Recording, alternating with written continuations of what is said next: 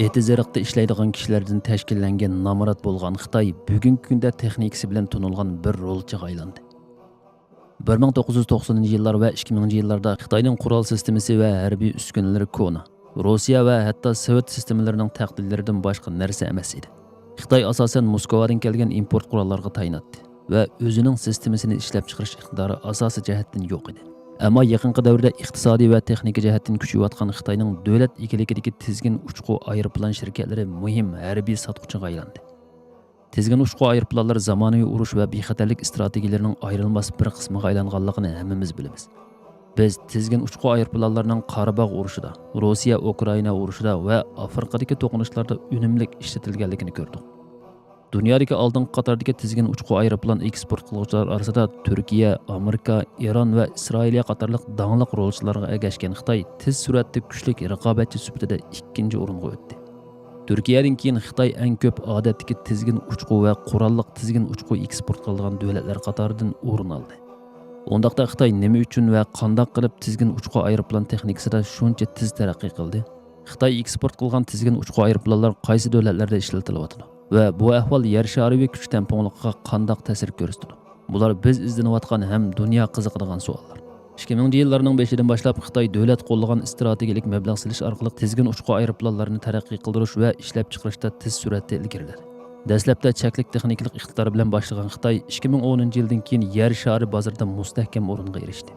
Bugungi kunda Xitoy faqat yuqori ishlab chiqarish hajmiga ega ishlab chiqaruvchilarla emas, balki keng sotib oluvchilar to'g'riga ega yer shari va tizgin uchqu aeroplan eksport bazasiga aylandi. Hamda Xitoyning tizgin uchqu aeroplan taraqqiyotiga texmo yaqindan qarab chiqayli. Xitoy bu taraqqiyot yo'liga Amerika va Isroiliya qatorliq davlatlarning yuqori texnikaga markazlashgan modellariga zid holda iqtisodiy kirim yaratadigan tizgin uchqu aeroplan strategiyasi bilan qarshiga chiqdi. Arzon ammo iqtidorliq loyihalanishi sohasida Xitoy taraqqiy qilayotgan davlatning mudofaa ehtiyojini qondirdi. Bo'libmi Xitoyning Wenlong va CH yurishlik qurolliq tizgin uchqu aeroplanlari o'xshamagan mashg'ulot ehtiyojiga moslashtirilgan ko'p xil qurilmalari bilan diqqatni tortdi. Xitoyning danglik Wenlong va CH yurishlik tizgin uchqu aeroplanlarini texmo yaqindan kuzatib ko'raylik. Xitoyning eng ehtiyojli tizgin uchqu aeroplan modellarining biri bo'lgan Wenlongdan boshlaylik. Wenlong 1 va Wenlong 2 uzun masofalik ko'p iqtidorli tizgin uchqu aeroplan sifatida boshqalaridan gavdalanib turdi. Ham razvedka, ham hujum iqtidoriga ega bu modellarga ilg'or ta'sir hosil qilish va nishon bayqash sistemasi hisoblangan. Wenlong 2 taxminan 400 kilogramm yuk tashiy oladi va 14 soatgacha havoda tura oladi. Shunga bu iqtidorlardan boshqa arzonligi sababidan O'rta Sharq, Afrika va Osiyo davlatlarida yuqori talabga ega. Yana bir danglik yurishlik CH tizgin uchqu aeroplanlari CH3 va CH4 modellari bo'libmi iqtisodiy va mashg'ulot nuqtasidan yetarli iqtidori bilan ta'minlaydi. CH4 taxminan 30 soat uchish iqtidori va 200 kilogramm yuk tashish iqtidori bilan istixborot ko'zatish vazifalari uchun tanlanildi. Pokiston, Saudiya Arabiston va Nigeriya qatorliq davlatlar bu modellarning muhim xaridorlari. Xitoyning tizgin uchqu aeroplan texnikasiga salgan mablag'lari texnik o'tkash va tadqiqot taraqqiyot faoliyatlarini tezlashtirdi. Bo'libmi 2015-yildan keyin Xitoy o'zining harbiy kuchini emas, balki chet el bozorini nishon qilib, eksportga yuzlangan ishlab chiqarishga ahamiyat berdi. Va CNAS qatorliq xalqaro tashkilotlarning sonliq ma'lumotlariga qaraganda 2020-yildan 2024-yilgacha Xitoy tizgin uchqu aeroplan eksportida Turkiyadan keyin muhim o'rinni egalladi.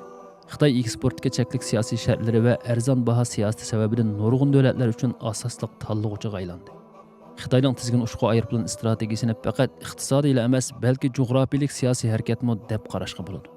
Xitoy arzon tizgin uchqu aeroplan sistemalari orqali bu davlatlar bilan strategik hamkorlik fursatiga erishdi. Buningdan boshqa Xitoyning tizgin uchqu aeroplan eksport siyosati Amerika va boshqa g'arb davlatlari qattiq eksport kontrolini yo'lga qo'ygan rayonlarda bozorga kirishga yo'l ochadi. Bu Xitoyning yer shariviy mudofaa bozoridagi ta'sirini kuchaytgan bilan birga rayonlik kuch tamponligini o'zgartirdi. Osiyo Xitoyning tizgin uchqu aeroplan satishidagi eng muhim bozorlarning biri.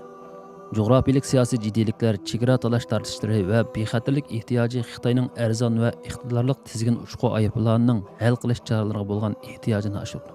Bu tizgin uchqu aeroplanlarini talab qilayotgan davlatlarning biri Bengal. 2025-yilga qadar Bengal Xitoydan sotib olgan tizgin uchqu aeroplanlari sohasida havo mudofaa iqtidorini kuchaytirishni davomlashtirmoqda. Bo'libmi chegara bexatarligida istixborot to'plash uchun ishlatiladiganlar bu qurollar rayonlik tamponlikqa ta'sir ko'rsatadigan ochiqlik omillar qatoridan o'rin oladi. Ammo Bengal uchun modelning tafsiloti va sonliq ma'lumotlari yanada cheklik. Aslida bu nurg'un davlatlar uchun shundoq. Chunki Xitoyning mudofaa sanoati ishlab chiqarishidagi strategiyasi odatda nihoyatda maxfiy. Pokistonga o'taylik. Pokiston Xitoyning eng chong qurol olg'uvchilarining biri. Pokiston Xitoyning odatdagi tizgin uchqu aeroplan va qurolliq tizgin uchqu aeroplan bozoridagi eng muhim hamrohlarining biri sifatida gavdalanadi. Xitoyning CH-3, CH-4 va Wanglong modellari Pokiston armiyasi tomonidan uzun vaqtdan buyon ishlatilib kelyapti. 2018-yildagi Xitoy bilan bo'lgan birlashma ishlab chiqarish kelishimi bu hamkorlikning cho'nqurligini gavdalantirdi. Wanglong 2 ishlab chiqarishdagi hamkorlik Pokistonning harbiy iqtidorini oshirib qolmay, texnik yo'tkash va davlat ichi sanoatining taraqqiyotiga tuhfa qo'shadi. Pokistonning bu tizgin uchqu aeroplanlar bilan chegara halqagan harakatlarda qo'lga keltirgan muvaffaqiyatlari Xitoy texnikasining maydondagi unumini namoyon qiladi. Agar yana bir Osiyo davlati bilan davomlashtirsak, Indoneziyaga oldimizga chiqadi. Indoneziya 2019-yili 6 dona CH-4 modelini sotib olish orqali Osiyodagi tizgin uchqu aeroplan bozorida muhim rolchiga aylandi. Bu tizgin uchqu aeroplanlar 2021-yili mashg'ulotga kirishtirildi. Azroq g'arbga nazar solaylik. Xitoyning eng chong ittifoqdoshlarining biri bo'lgan Eronga duch kelamiz. Eron Xitoyning tizgin uchqu aeroplan eksportida ham xaridor, ham davlat ichi ishlab chiqaruvchi sifatida muhim rolchi. Xitoydan sotib olgan tizgin uchqu aeroplanlar bilan kuchini oshirish bilan birga Eron o'zining yerlik ishlab chiqarish iqtidorini taraqqiy qildiryapti. Bu Eronning rayonlik strategik harakatlarida Xitoy texnikasiga bo'lgan beqindilikni hamda o'zining texnikalik taraqqiyoti bilan ta'minlashtirishga tirishayotganligini ko'rsatdi. Diqqatimizni O'rta Sharqqa ag'diraylik. Bu rayon ham yuqori bexatarlik ehtiyoji ham siyosiy murakkablik sababidan Xitoyning arzon va oson erishgani bo'ladigan qurolliq tizgin uchqu aeroplaniga erishishni xohlaydi. Bu davlatlarning biri Saudiya Arabiston.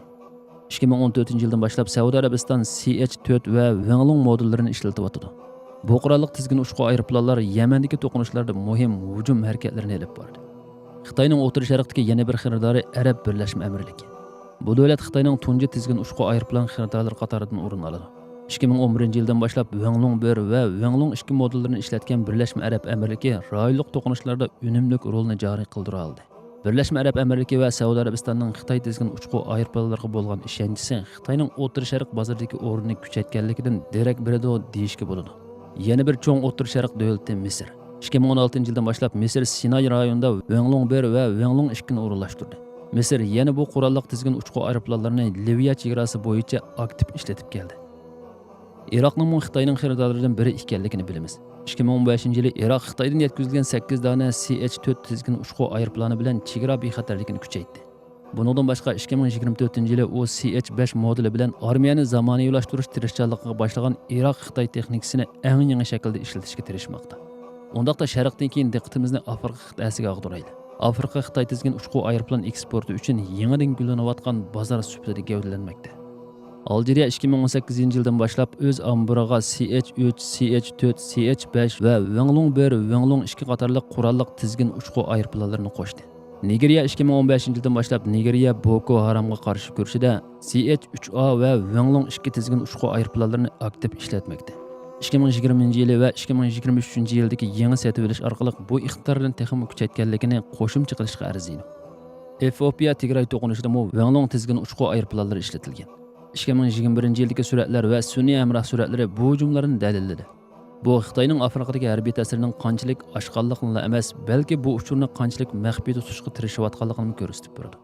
Xitoyning tizgin uchqu aeroplan eksporti Osiyo, O'rta Sharq va Afrika bilan cheklanmaydi. U Yevropa, Turkiston rayonida ta'sirini oshiryapti. Sibiriya 2020-yili 6 dona CH-92 uchqu aeroplanni sotib olish orqali Xitoydan harbiy aeroplan sotib olgan tunji Yevropa davlatiga aylandi. Bu qadam Xitoyning Yevropa bozoriga kirish uchun strategik harakat deb qaraldi. O'rta Osiyoda Qozog'iston va O'zbekiston Xitoydan sotib olgan Wanglong modellarini ishlatyapti. Bu davlatlar asosan chegara bexatarliklar emas, yuzabroy o'stirish maqsadida ekanligini qo'shimcha qilishga arziydi. Xitoyning eng yuqori texnika, eng tuvan tannarx bilan boshqa davlatga ta'minlashni nishon qilgan Wanglong CH-3, CH-4 va CH-5 qatorliq modellar bu strategiyaning muvaffaqiyatli misollari sifatida gavdalanadi. Bundan boshqa Xitoy eksportidagi siyosiy shartlarni eng tuvan chekka tushirib, G'arbning eksport cheklamlariga qaramay bozorga kirishga yo'l ochmoqda. Shuningdek, tizgin uchqu aeroplan eksporti ham iqtisodiy jihatdan, ham yer shariy kuch tamponligi jihatdan muhim ahamiyatga ega. 2020-yildan 2024-yilgacha Xitoy 44 davlatga zo'r miqdorda harbiy uskuna yetkazdi. Bu eksportning taxminan 77% Osiyo va Okeanos davlatlari, 14% Afrikaga to'shilgan. Bu sonliq ma'lumotlar Xitoyning eksport bozorida alohida taraqqiy qilayotgan davlatlarni nishon qilganligini ko'rsatib beradi. Yer shariy tizgin uçqu aeroplan bozoridagi Xitoyning ulushi 2018 yildan boshlab taxminan 26% atrofida bo'lib, taxminan 65% bozor ulushi bilan oldingi o'rinda turadigan Turkiyadan keyin ikkinchi o'ringa turdi. Amerikaning ulushi bo'lsa taxminan 8% atrofida. Bu grafikdan keyin Turkiya to'g'risida bir qisqa to'xtab o'taylik. Keng e'tirof qilingan bir paket bor. Xitoy tizgin uçqu aeroplanlari Turkiyaning tizgi uçqu aeroplanlarining soyasida qoldi. Turkiyaning Bayraktar TB2 va Akinci qurolliq tizgin uçqu aeroplanlari modellari Xitoy tizgin uçqu aeroplan modellariga qaraganda texnik yuqori texnika va mashg'ulot muvaffaqiyati bilan ta'minlaydi. Turkiya uçquchisiz aeroplan sohasida faqat ishlab chiqaruvchilarla emas, balki muhim eksport qilguvchi albatta. Xitoyning bozori keng bo'lib, asosliqqa taraqqiy qilayotgan davlatlarni nishon qilgan bo'lsa, Turkiya texniklik afzallik va jangda isbotlangan tajriba orqali ustunlikni egallaydi. Turkiya tizgin uçqu aeroplanlari jang maydonida sinoqdan o'tgan. Turkiya bilan Xitoy o'rtasidagi raqobat kuchayishi mumkin. Oxirida Xitoyning eksportidagi muvaffaqiyatini nazardan soqit qilg'ili bo'lmaydi. Yaqinqi vaqtlarda ular Amerikadan kelgan qimmat baholiq va texniklik ilg'or tizgin uçqu aeroplanlariga qarshi o'zlarining tizgin uçqu aeroplanlarini taraqqiy qildirishga ahamiyat berdi. Kim biladi, balki bugungi kunda tizgin uçqu aeroplan texnikasida hukmronlik qilayotgan G'arb bir kuni Anqara va Beyjing bilan suhbat ustiliga o'ltirishga majbur bo'lishi mumkin.